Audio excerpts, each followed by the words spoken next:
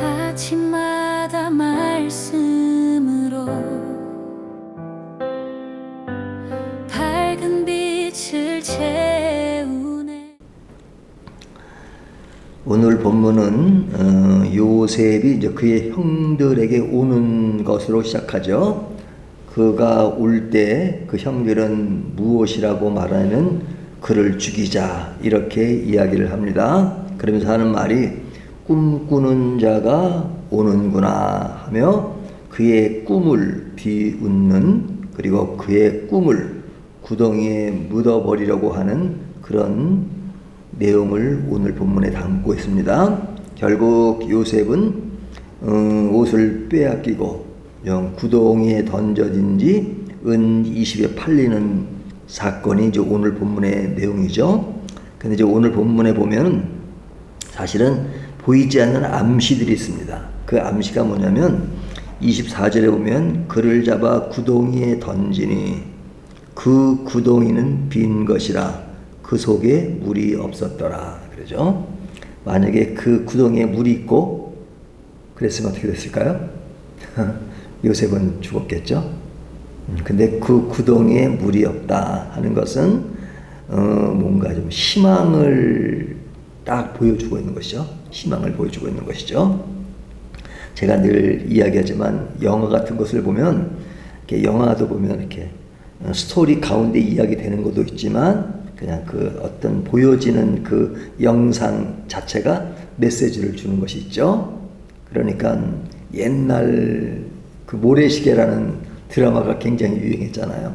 그 모래시계 보면 그 끝부분에 가면은 이제 그 친구 한 사람은 검사고 한 사람은 사형수가 됐습니다.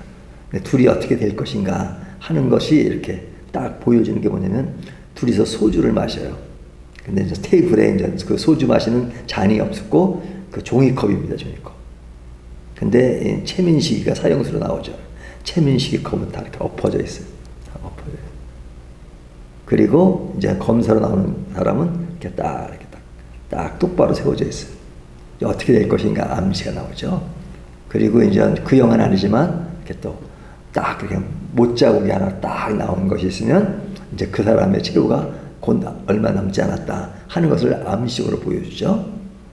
뭐 사랑 영화에서 보면은 둘이서 연애하면서 이 바닷가에서 자기 이름을 써요. 딱 이름 써요. 근데 좀 딱 물이 들어오면서 그 이름을 쫙 이렇게 지어버려요.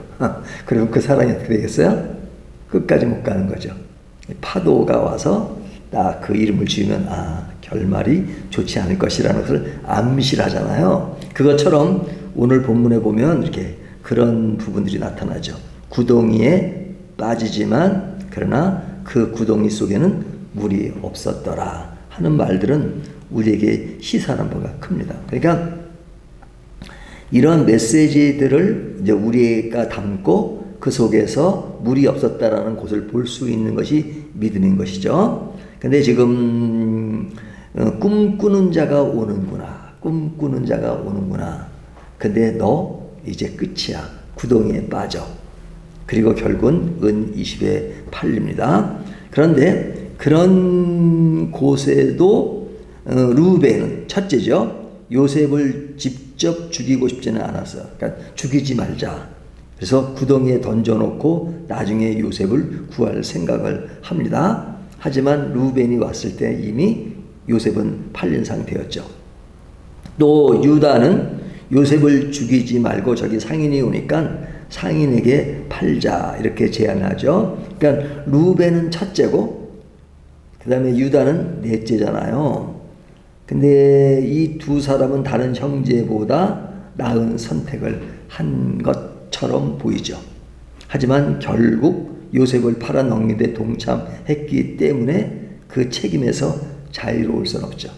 그러니까 우스갯소리로 노예선 안에 있는, 노예선이 아니라 이렇게 다른 그 배를 갖다 납치하는 그런 그 배가 있으면 그것은 그들이 다 그런 것을 가지고 모인 것이잖아요.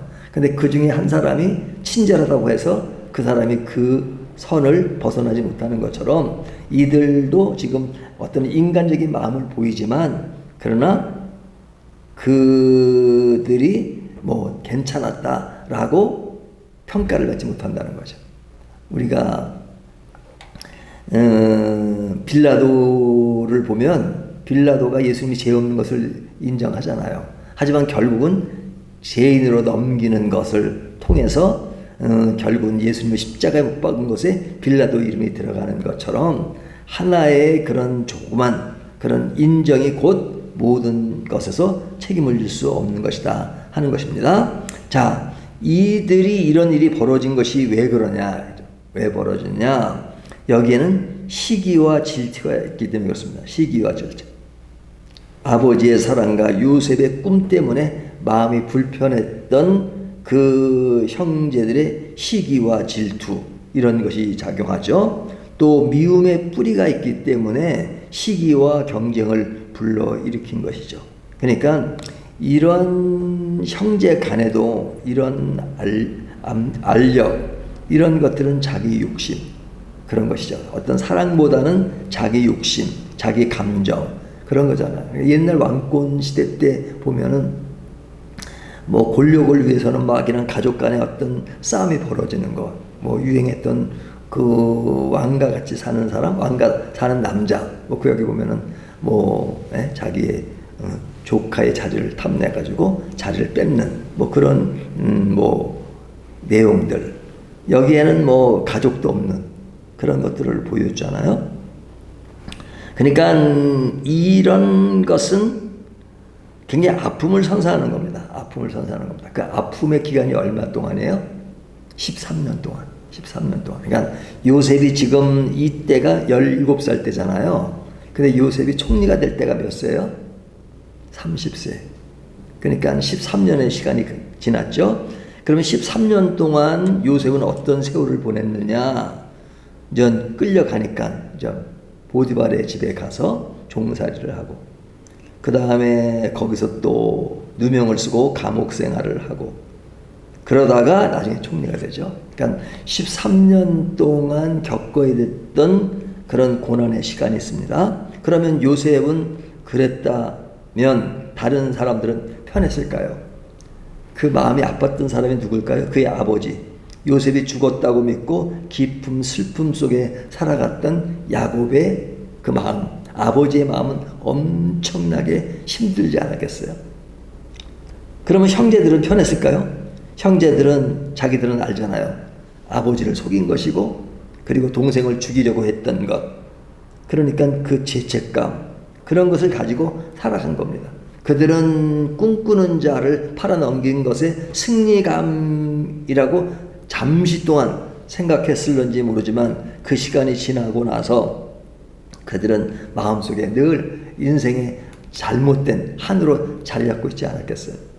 그들은 가해자이면서도 그 가해를 통해서 겪어야 했던 그런 아픔들은 있었겠죠. 그러니까 이게 총체적 불안과 총체적 아픔을 선사한 겁니다.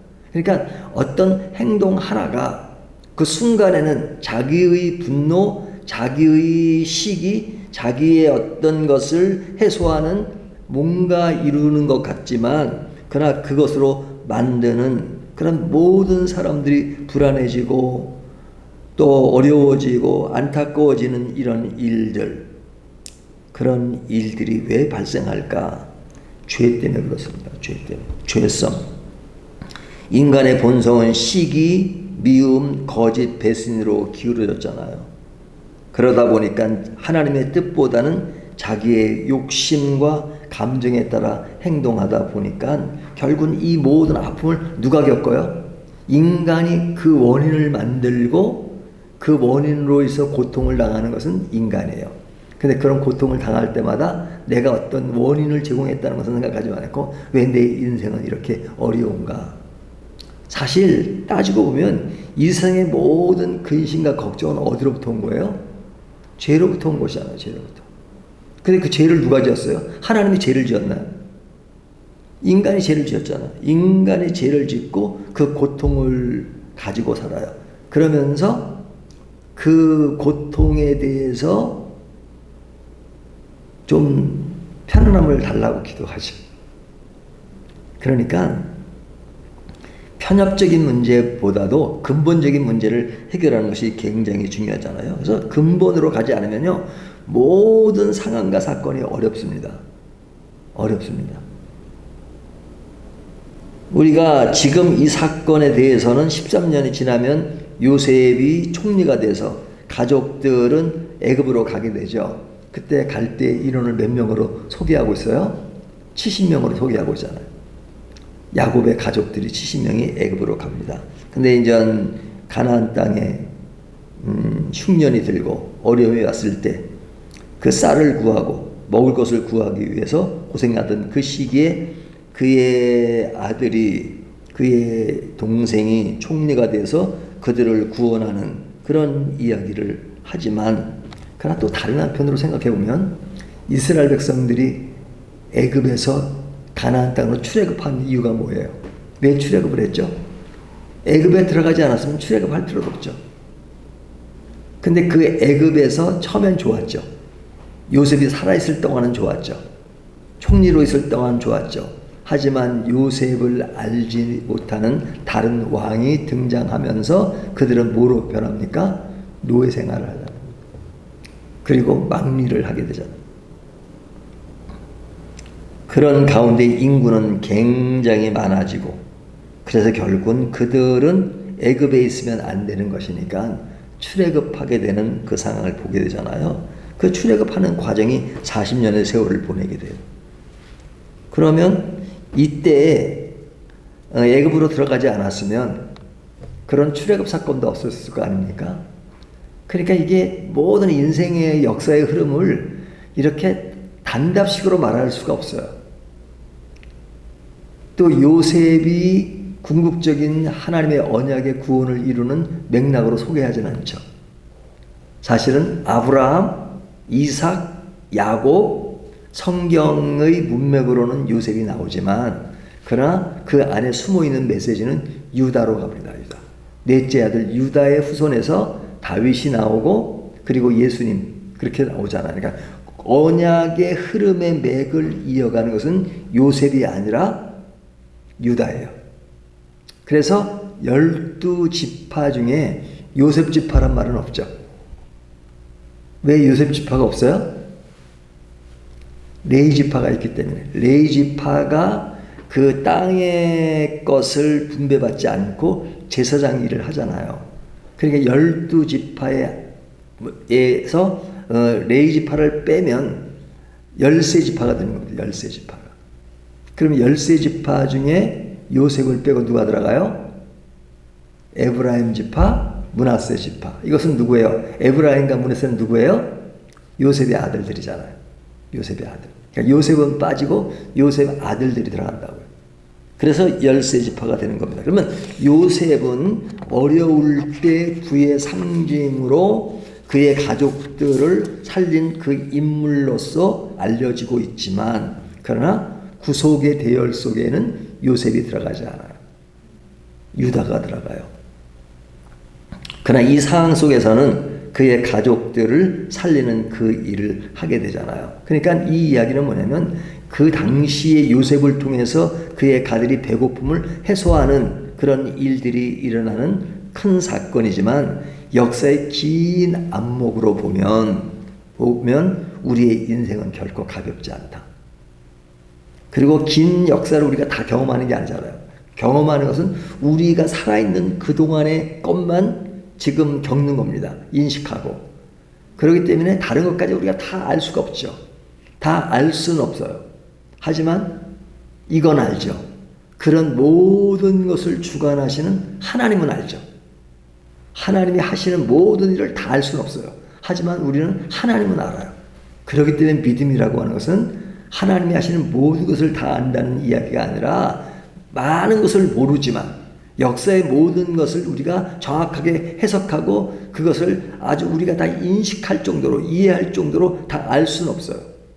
하지만 그렇게 하시는 하나님은 알잖아요. 그래서 우리가 믿는다는 말할 때 하나님을 믿는 것이지 하나님이 하신 것을 다 안다는 이야기는 아니라는 것입니다.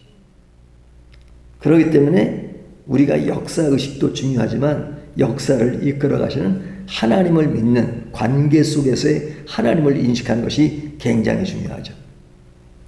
자, 그렇다면 오늘 본문을 통해서 우리에게 주는 교훈은 사실은 지역적으로 이해할 수 있는 부분이 있고 완전한 본질 안에서 이해할 수 있는 것인데 지역적 차원에서 이해하는 것은 뭐냐면 고난은 준비의 과정이다. 그런 요셉의 13년의 시간은 고난이었지만 그러나 그가 총리가 되었다는 차원에서 총리를 향한 과정이에요. 그 꿈은 이루어졌어요. 하지만 그 꿈이 현실이 되었을 때 겪어야 되는 고난의 준비 과정이 있습니다. 그러나 하나님은 큰 일을 위한 연단의 시간을 우리에게 주십니다. 요셉에게 주셨던 것처럼. 두 번째는 시기와 미움을 경계하라는 말씀을 하죠. 작은 질투가 공동체를 파괴하죠. 세 번째는 하나님의 섭리를 신뢰하라는 것입니다.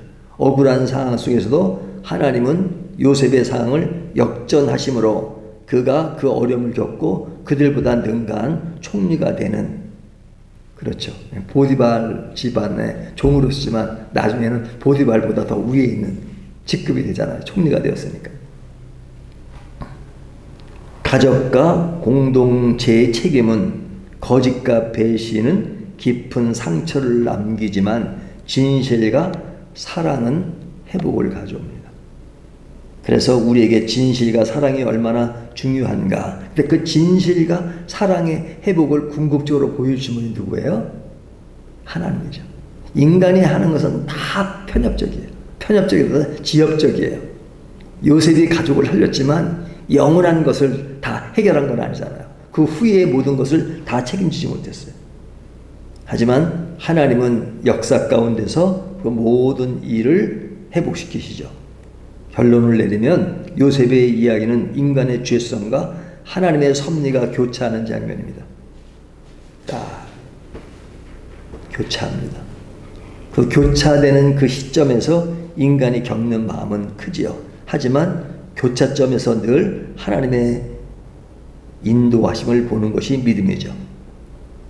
형들의 시기와 배신은 죄의 결과를 보여주지만 하나님은 그 모든 것을 사용하여 구원의 길을 여십니다. 오늘 우리도 억울한 상황과 고난 속에서도 하나님께서 우리의 길을 늘 역전시키십니다. 역전시키는 하나님, 그것을 믿는 것이 믿음이죠. 그래서 우리가 역사의 한 장면을 보면서 조금 더 길게 내다보는 그것은 필요합니다. 우리의 인생에 먹구름이 끼면 그 위에 태양이 있다는 것을 생각하고 태양을 보면 옆구름이 낄 수 있다는, 역사는 늘 변하고 변하니까 좋은 것이 있다가 없다가, 그렇죠? 그렇잖아요. 하지만 하나님의 나라가 오는 완전한 그때를 생각하면서 영원한 천국을 바라보는 것이 믿음의 궁극적인 자세다 하는 것을 본문이 보여주고 있습니다. 오늘 말씀을 가지고 더욱 힘을 얻는, 무엇으로? 믿음으로 힘을 얻는 저와 여러분이 되시기를 주님의 이름으로 축원합니다.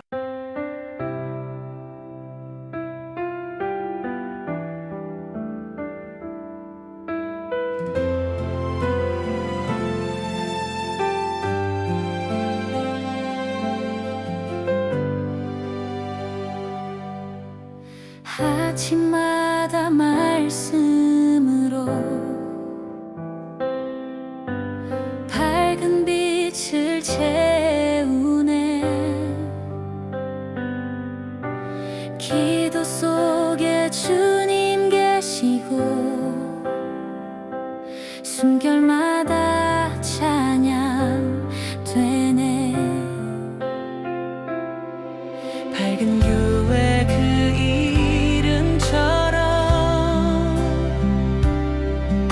세상 속에 예배하리. 그 작은 빛도 주님께서 세상을 향해 비추